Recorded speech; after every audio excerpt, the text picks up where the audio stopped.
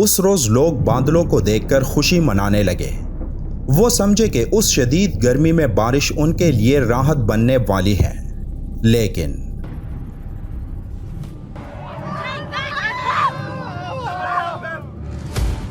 کیا آپ نے کبھی مدین کے لوگوں کے بارے میں پڑھا ہے جو اس طرح ہلاک ہو گئے تھے کہ ان کے دماغ ابل کر باہر نکل آئے تھے؟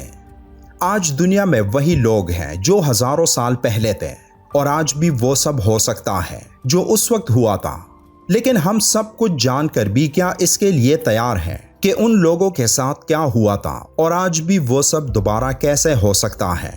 اگر آپ یہ سب جاننے کے لیے تیار ہیں تو چلیں شروع کرتے ہیں۔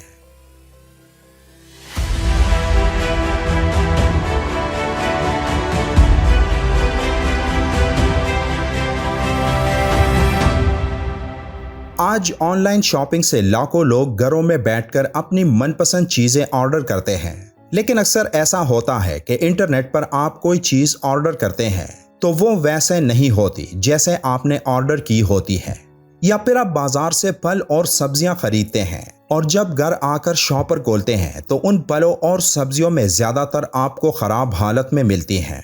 یہ آج کے دور کی ایک چھوٹی سی مثال ہے جس دور کی سچائی میں ہم جی رہے ہیں۔ آج خریدار بڑی بڑی کمپنیوں کے فراڈ کے آگے بے بس ہیں، یہاں تک کہ ان کمپنیوں کے زیادہ پیسے بنانے کے چکر میں ہزاروں لوگ اپنی صحت سے ہاتھ دھو بیٹھتے ہیں۔ دودھ میں پانی ملانے والے سے لے کر مختلف کانوں کی چیزوں میں مصنوعی رنگ ڈالنے والوں تک یہ ہر جگہ ہے۔ یہ سب پوری دنیا میں ہو رہا ہے، اور جتنی ٹیکنالوجی میں اضافہ ہو رہا ہے اتنا ہی ایک انسان پیسوں کے لیے ایمانداری سے دور ہو رہا ہے۔ آپ بھی سوچ رہے ہوں گے کہ اس ویڈیو میں ان باتوں کا کیا مطلب، تو آپ یہ جان کر حیران رہ جاؤ گے کہ ہزاروں سال پہلے ایک قوم انہی اعمال کی وجہ سے تباہ ہو گئی تھی، جو اعمال آج کی دنیا میں گلی گلی اور شہر شہر عام ہیں۔ وہ لوگ بھی آج کے انسانوں کی طرح اپنے فائدے کے لیے تجارت میں ناانصافی سے کام لیتے تھے۔ قرآن کی اس آیت میں جب آپ ان لوگوں کے بارے میں پڑھیں گے تو آپ یہ سوچنے پر مجبور ہو جائیں گے کہ یہ تو آج بھی ہم سب کرتے ہیں۔ 1700 قبل مسیح مدین کے لوگ۔ مدین ایک شہر کا نام تھا جس میں حضرت شعیب علیہ السلام اور ان کا قبیلہ رہتا تھا۔ یہ شہر خلیج عقبہ کے مشرق میں تھا، یعنی حجاز کے شمال اور شامات کے جنوب میں۔ وہاں کے باشندے حضرت اسماعیل علیہ السلام کی نسل سے تھے۔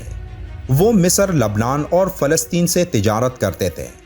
وہاں موجود امیر افراد تجارت کے ذریعے ناجائز منافع کماتے اور اپنی دولت اور اثر و رسوخ کی بدولت غریب لوگوں کے مال پر قبضہ کر لیتے، جن سے ان کی دولت میں تیزی سے اضافہ ہوتا گیا۔ ان لوگوں کو اللہ نے تمام نعمتوں سے نوازا تھا، لیکن وہ پھر بھی ظالم بن کر لوگوں پر ظلم کرتے، اور ان کے سب سے امیر افراد اپنی دولت میں ایک دوسرے پر سبقت لینے کی کوششوں میں ہوتے، یہاں تک کہ اللہ نے اس قوم میں حضرت شعیب علیہ السلام کو اپنا پیغمبر بنا کر بھیجا۔ قرآن کریم میں حضرت شعیب علیہ السلام اور ان کی قوم کا تذکرہ 11 مقامات پر آیا ہے۔ دنیا میں جتنے بھی انبیاء کرام مبعوث فرمائے گئے، ان کی دعوت کا مشترکہ مقصد حقوق اللہ، یعنی اللہ کی عبادت اور حقوق العباد جس کا تعلق انسانوں سے ہے، ان کی تعلیم دینا تھا۔ دنیا میں قوم لوط کے بعد قوم شعیب وہ قوم تھی جو دونوں حقوق پامال کر رہی تھی۔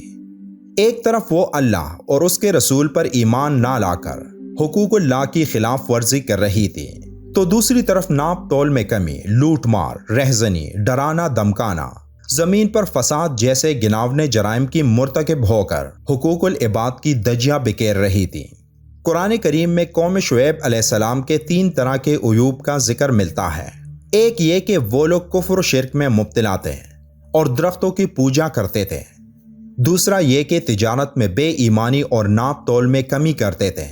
تیسرا یہ کہ راستوں میں بیٹھ کر لوٹ مار کرتے، لوگوں کے اموال چھینتے اور غنڈہ ٹیکس وصول کرتے۔ بلکہ اگر یہ کہا جائے کہ دنیا میں غنڈہ ٹیکس کی بنیاد قوم شعیب نے ہی رکھی تو یہ کہنا بے جا نہ ہوگا۔ حضرت شعیب علیہ السلام نے پہلے انہیں توحید کی دعوت دی، پھر ان کی حرکتوں پر انہیں خبردار کیا، جس کا ذکر قرآن میں ان الفاظ کے ساتھ موجود ہے: اے میری قوم، اللہ کی عبادت کرو، اس کے سوا کوئی تمہارا معبود نہیں، تمہارے پاس تمہارے پروردگار کی طرف سے نشانی آ چکی ہے، تو تم ناپ تول پوری طرح کیا کرو اور لوگوں کو چیزیں کم نہ دیا کرو اور زمین میں اصلاح کے بعد خرابی نہ کرو۔ اگر تم صاحب ایمان ہو تو سمجھ لو کہ یہ بات تمہارے حق میں بہتر ہے، اور ہر راستے پر مت بیٹھا کرو۔ جو شخص اللہ پر ایمان لاتا ہے اسے تم ڈراتے اور راہ حق سے روکتے ہو اور اس میں کبھی عیب ڈھونڈتے ہو، اور یاد رکھو جب کہ تم بہت توڑے تھے پھر اللہ نے تم کو کثیر کر دیا، اور دیکھو کیا ہوا انجام فساد کرنے والوں کا۔ حضرت شعیب علیہ السلام کی نصیحتوں پر اس قوم کے کچھ لوگوں نے آپ کی بات پر یقین کر لیا، لیکن دوسری طرف حضرت شعیب علیہ السلام کی توحید کی دعوت سن کر قوم کے متکبر سردار سخت غصہ ہو گئے اور انہوں نے حضرت شعیب علیہ السلام کو دھمکیاں دینا شروع کر دی۔ اللہ تعالیٰ فرماتا ہے کہ ان کی قوم کے متکبر سرداروں نے کہا، اے شعیب، ہم تم کو اور تمہارے ساتھ ایمان لانے والوں کو اپنی بستی سے باہر نکال دیں گے، ورنہ تم سب کو ہمارے مذہب پر واپس آنا پڑے گا۔ حضرت شعیب علیہ السلام کی نصیحتوں کو سن کر ان متکبر سرداروں نے ان کو کہا، جس کا ذکر قرآن میں ان الفاظ کے ساتھ موجود ہے، تم ان میں سے ہو جن پر جادو کر دیا جاتا ہے، اور تم تو صرف ہماری طرح کے آدمی ہو، اور ہمارا خیال ہے کہ تم جھوٹے ہو۔ اگر تم سچے ہو تو ہم پر آسمان سے ایک ٹکڑا لا گرا دو۔ قوم کے متکبر سرداروں کی جارحانہ گفتگو کے بعد حضرت شعیب علیہ السلام کو اس بات کا اندازہ ہو گیا تھا کہ ان کے دلوں پر مہر لگ چکی ہے اور ان پر کسی بات کا کوئی اثر نہیں ہوگا، لہٰذا انہوں نے اپنے رب سے دعا کی، اے پروردگار، ہم میں اور ہماری قوم میں انصاف کے ساتھ فیصلہ کر دے، اور آپ سب سے اچھا فیصلہ کرنے والے ہیں۔ در حقیقت ان الفاظ کے ساتھ حضرت شعیب علیہ السلام نے اپنی قوم میں سے جو کفار تھے ان کی ہلاکت کی دعا کی تھی، جسے اللہ تعالیٰ نے قبول فرما لی۔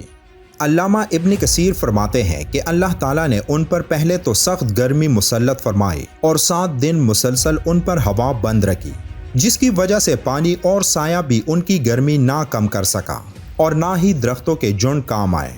وہ دن بھی ایک گرم دن تھا اور گرمی اتنی زیادہ ہوتی گئی کہ ان میں سے ہر ایک شخص کو ایسا محسوس ہو رہا تھا کہ جیسے ان کا دماغ ابل رہا ہو، اور ایسا لگ رہا تھا جیسے ان پر آگ برس رہی ہو۔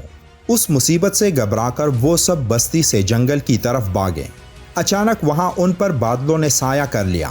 سب گرمی اور دھوپ کی شدت سے بچنے کے لیے اس سائے تلے جمع ہو گئے اور سکون کا سانس لیا، لیکن پھر چند لمحوں بعد ہی آسمان سے آگ کے شعلے برسنا شروع ہو گئے، زمین زلزلے سے لرزنے لگی، اور پھر آسمان سے ایک سخت چنگاڑ آئی تو اس نے ان کی روحوں کو نکال دیا اور ان کے کلیجے پھٹ گئے اور جسموں کو تباہ و برباد کر دیا، اور وہ سب اوندے گرے پڑے رہ گئے۔ اس عذاب کے خاتمے کے بعد حضرت شعیب علیہ السلام اس علاقے میں گئے تو اپنی قوم کو جب دیکھا تو وہ سب پتھر کی طرح سخت حالت میں اسی جگہ جم گئے تھے۔ اب یہ تمام باتیں جاننے کے بعد آپ فیصلہ کریں کہ کیا ہمارے معاشرے میں آج یہ سب ہر جگہ نہیں ہو رہا؟ اللہ ہم سب کو ان نافرمانیوں سے محفوظ رکھے، آمین۔